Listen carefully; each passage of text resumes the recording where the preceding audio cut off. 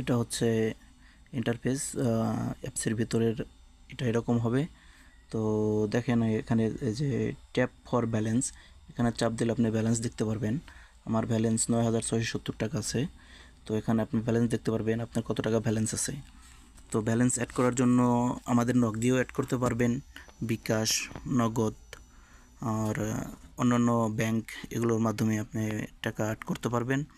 তো দেখাই আমরা কিভাবে অফার নেব। তো অফারের জন্য যেতে হবে আপনাকে, এখানে আছে রিসার্চ। যদি আপনি কোনো জায়গায় রিসার্চ করতে চান তো এখানে রিসার্চ করতে পারেন। এখানে মোবাইল নাম্বার উঠাবেন, অ্যামাউন্ট দিবেন, কাঙ্ক্ষিত পিনটা দিবেন, তো রিসার্চ হয়ে যাবে। তো তারপরে আছে অফার, এখানে রেগুলার অফার আছে। তো গ্রামীণ অফার কি আছে দেখেন, এখানে আছে আপনার 1 টাকা 50 পয়সা মিনিট, 10 সেকেন্ড পালস, 7 দিনের জন্য 74 টাকা রিচার্জে। তো এটা আপনি কোনো কমিশন পাবেন না।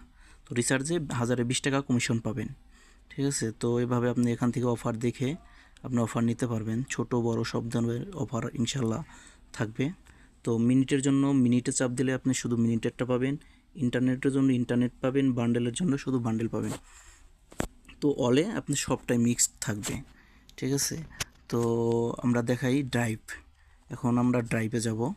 ড্রাইভটা হচ্ছে এখানে আপনি এই অল্প টাকায় বেশি দামের এমবি বা মিনিট এগুলো পাবেন। তো গ্রামীণে দেখি আমরা কি কি আছে। তো গ্রামীণে দেখেন এই 70 জিবি জিপি মানে গ্রামীণের জন্য 70 জিবি ইন্টারনেট 7 দিন মেয়াদে রেগুলার সবাই পাবে 249 টাকা। এখানে আপনাকে 10 টাকা কমিশন দেওয়া হয়েছে, 239 টাকা আপনার নেওয়া হবে। তো ব্যালেন্স 249 টাকায় যাবে, যাকে আপনি অফারটা দিবেন তার মোবাইলে ব্যালেন্স 249 টাকায় যাবে। তো 15 জিবি 30 দিন আছে 429 টাকায়। তো এরকম অনেক অনেক অফার পাবেন আপনারা, দেখেন এরকম অনেক অনেক অফার পাবেন। মিনিটের অফার আছে, তো ইন্টারনেট বা সব কিছু মিলিয়েও আছে। তো আপনি দেখে দেখে এখান থেকে অফারগুলো নিতে পারবেন। তো আমাদের আরেকটা আছে কার্ড। এখানে কার্ড হচ্ছে যারা বিদেশে থাকে, প্রবাসী যারা আছে এদের জন্য। তো এদের জন্য কার্ড কিভাবে কাজ করে, তো এখানে দেখতে পাচ্ছেন হ্যালো বিডি, এখানে আছে রিমটেল।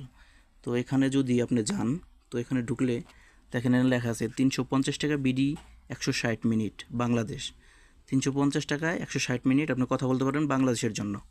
এটা আপনি ডলার বলা হয়। তো মধ্যপ্রাচ্যের বা বাইরের কান্ট্রিতে যারা থাকে তারা অবশ্যই জানেন ডলার সম্পর্কে। তো এটাই হচ্ছে সেই ডলার। ইচ্ছা করলে আপনি এখান থেকে ডলার কার্ড কিনেও আপনি নিজেও ব্যবহার করতে পারবেন বা সেলও করতে পারবেন, সমস্যা নাই। তো